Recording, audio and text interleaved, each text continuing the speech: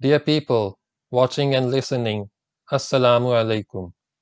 Kindly like and share this video and subscribe to my YouTube channel.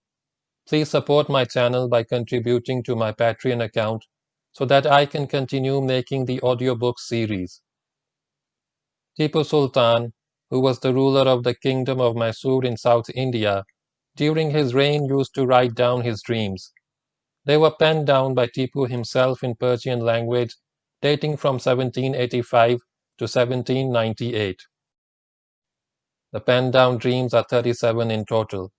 After the fall of Seringapatam in 1799, the manuscript was discovered by Lieutenant Colonel William Kirkpatrick after a thorough search of his bedchamber during the ransack of Tipu's palace. The manuscript was so well hidden that even Tipu Sultan's confidant Munshihabibullah had never seen it before.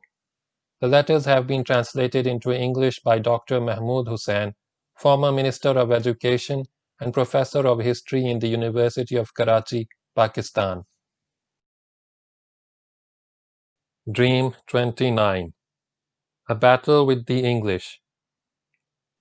On the 28th of the month Zakiri of the year Saz 1225, from the birth of Muhammad, corresponding to the 26th of Jamadul Sani 1212 Hijri, at the metropolis on Wednesday, I had a dream.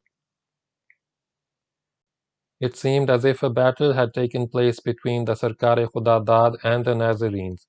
This servant of God was standing on a hillock, and the troops had similarly taken their position upon it.